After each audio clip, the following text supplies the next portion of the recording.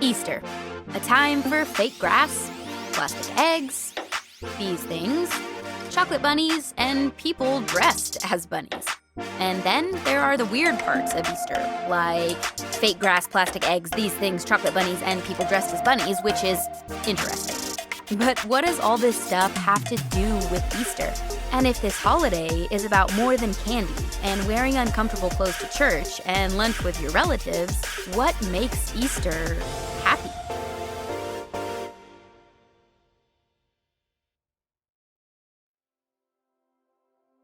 What's up, everyone? Happy Easter. My name is Crystal Cox. For those of you who do not know me, I'm super excited to be here with y'all today.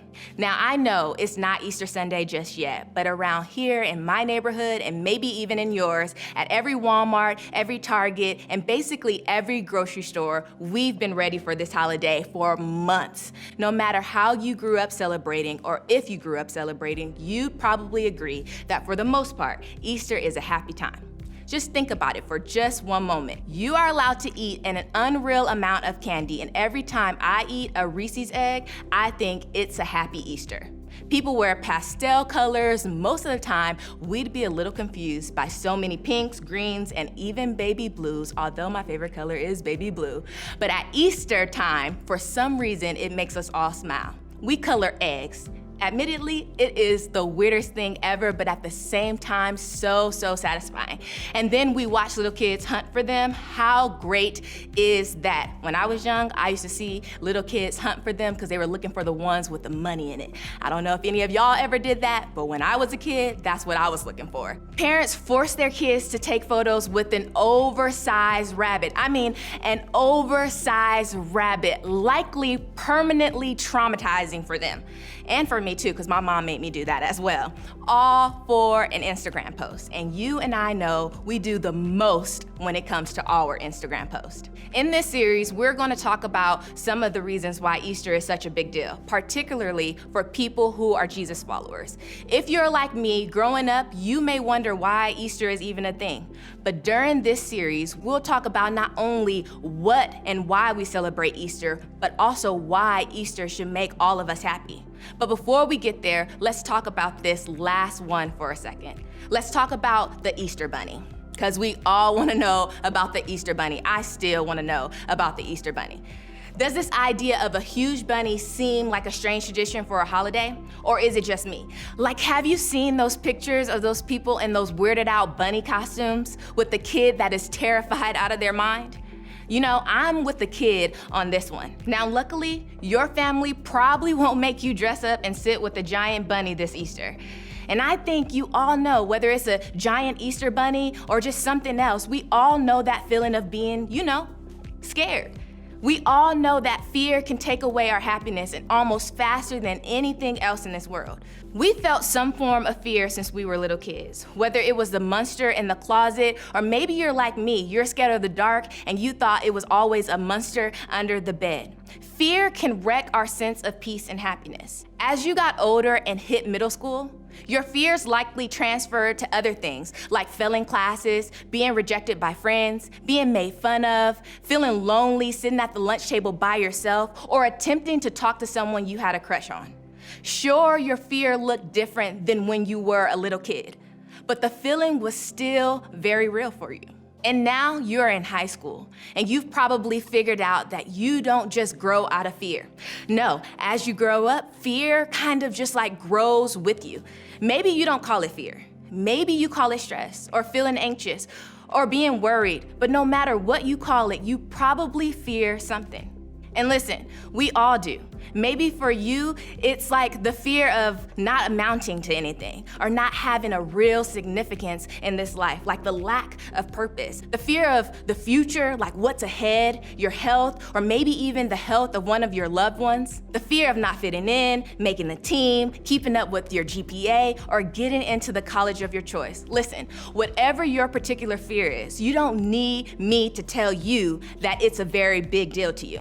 The reality is that fear is on the rise. In fact, chances are good that in this room right now, With me, fear is determining the direction of a lot of our lives. We are making decisions to do and not to do certain things based on our fear. We are avoiding people or conversations that need to actually happen, maybe even this week, but it freaks us out so much we can't even do it. We are numbing ourselves for hours on our phones because we don't want to acknowledge the feelings of stress or fear we have on the inside of us. And whether we realize it or not, fear is fueling a lot of our thoughts and actions. Here's what's really interesting about all of this. If we were to boil it all down, there is one fear that connects all of our fears. And that's this, the fear of death. You may be thinking right now, wow, Crystal, you just took a dark turn. I'm afraid of getting a bad grade in history. I'm not sure about this dying thing that you're talking about. But this is not just about physical death, you guys. It's about the end of something. For example, think about it in relationship to some of the fears you have right now. We are afraid of really, truly being ourselves, and I kind of grasp at that because I have that fear too sometimes. Because we think that if people knew the real us, they'd freak out, run for their lives, and their friendship with us would just end. Their interest in being our true friend would be over. We are afraid of not getting into the college of our dreams because if our application gets rejected, it kind of sort of feels like we're then rejected and that our dreams are dead. We are afraid of getting busted or found out when it comes to some of the secretive stuff that we have harboring on the inside of us, because that would mean other people's perfect image of us would have to die. Whether it's physical death or the death of something we hope for, the fear of death comes down to losing something we think we'll never get back. And when you think of it that way, it's easy to connect almost all of our fears back to a fear of death. You see, death seems final. It's like fear's knockout punch that gives it victory. So if our fears come true and our friendships end, a goal isn't reached, a dream dies, and then all we have at the end of our lives is to realize that death defeats us all at once. That's just flat out devastating, not only for you, but for me, because there's no hope in that. There's nothing happy about that. But that's exactly where Easter comes in, right in the middle of our fear of death.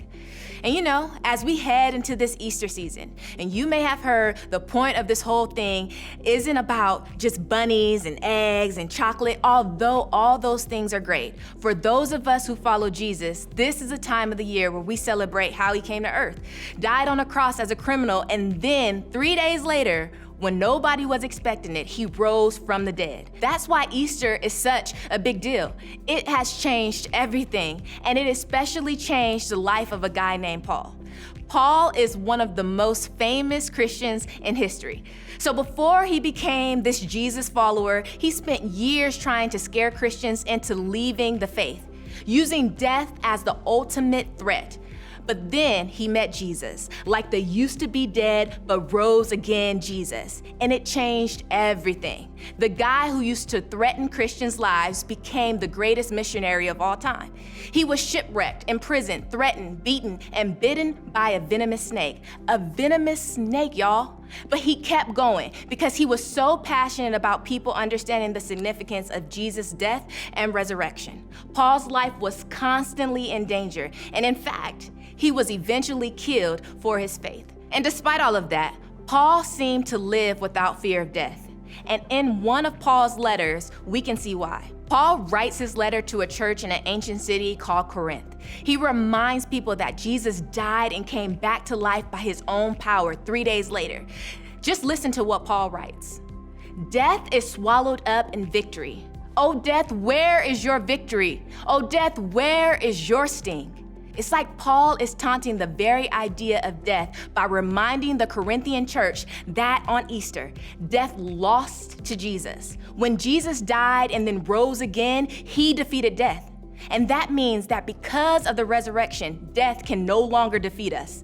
The power that death had over the relationships, reputations, futures, hopes, dreams, and even our physical bodies is gone. Thanks to what Jesus did on Easter. We no longer have to fear any kind of death because Jesus destroyed death once and for all.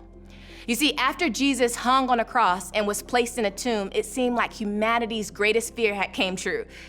Death was the ultimate thing to fear. To Jesus' closest followers, it seemed like death was final. The dream was over. But when Jesus walked out of that tomb alive, it proved that even the power of death wasn't strong enough to overcome the power of Jesus. This is why Paul was able to live the way he did, no longer fearing death. It's why he didn't seem to fear much of anything in his life after he encountered Jesus. He seemed to realize that the scariest things aren't the most powerful things. The things we fear don't have the same power that Jesus does. Paul trusted that the fear he faced were no match for the power of his resurrected Jesus. You see, if you don't remember anything else that I said, I want you to remember this. Easter means that fear isn't final. If Jesus can defeat death, he can defeat the thing you are afraid of too. Fear will try to convince you that it gets the final word, that at the end of the day, it will win. Fear will try to convince you that you are not good enough, that you will never have a purpose, and that maybe you will always feel worthless or that your life isn't worth it. Fear will try to make you listen and obey it. That's what power is all about. But here's the truth, students. Fear is only powerful if it can convince you that it's final. Fear will try to make you believe that nothing is stronger than what you are afraid of. But when Jesus defeated death itself, it showed us that nothing we fear is bigger than him. Nothing we fear is stronger than him. He showed us that fear, no matter what we are afraid of, doesn't get the final say. And you may be thinking, Crystal, you cannot tell me that it's because Jesus rose again that I don't have to be afraid of anything, even death. Because I'm still anxious, I'm still depressed, I'm still terrified of what's to come in my life ahead. Look, I completely understand. Even if fear doesn't get the final word, that doesn't mean there aren't still things to be afraid of. Real things, big things, and it's not a guarantee that something you are afraid of right now won't actually happen. But it does mean that you are more equipped to handle those things than you might realize. Paul says it like this: the Spirit of God who raised Jesus from the dead lives in you. Stop and just think about that for just one moment. Paul is saying that the same power that defeated death 2,000 years ago when Jesus rose from the dead is actually inside of the people who believe in Jesus today. Maybe that's why Paul seemed to live free from so many of the fears we all typically face. And if you and I can embrace the significance of Easter in our own lives, maybe, just maybe, we could too. And when you have faith in Jesus, the power that brought Jesus back to life is inside of you as well. And that means fear doesn't get to tell you what to do. You may have walked in here today controlled by all sorts of different fears. Just know that if Jesus defeated death, the Spirit of Jesus who defeated death can live in you. Imagine what his Spirit can do in the face of the things you are afraid of. So let me just ask you this. Where has fear been holding you back from? Is it in your relationships? Maybe dreaming big about your future, going off to college, dealing with something concerning your mental health? Maybe you are afraid to just acknowledge it, doing something you know you should do no matter what it does to your reputation? Or maybe, just maybe, actually exploring faith in Jesus. Because up to this point, you've been afraid of how your life might change. Listen, however fear has been holding you back, with Jesus' help, you can take a step towards facing it today. What steps should you take to prove fear doesn't have power over you? And maybe it's forgiving someone, apologizing to someone, talking to your school counselor about something that you're going through, seeing a doctor and starting a conversation, telling your parents something you've never told them before, and maybe asking your small group leader for help with something you've been afraid to admit, picking a new friend group that's better for you, or asking honest questions you have about Christianity. This Easter, no matter what your step is, you can begin today by facing your fears because of what Jesus did. Because of what we celebrate at Easter, what Jesus did for us, fear doesn't get to determine the direction of our lives any longer. I don't know what your step is, but I do know this. If you are someone who believes that Jesus defeated death and you follow him, then you have his power on the inside of you. Because of that, you can handle whatever fear throws at you, no matter how scary it may seem. Remember, you are not facing fear by yourself. You are relying on the power of the one who defeated your greatest fear once and for all. He took away its power, its victory, and its sting. And that means that you don't have to worry about anything being more powerful than Jesus. This is the hope that the Christian faith was built on. This is what caused Paul to live free of fear. This is what makes Easter such a happy holiday. And while the rest of the world lives controlled by fear, driven by stress, you don't have to any longer. We are free. And that's just one reason why we can say Happy Easter.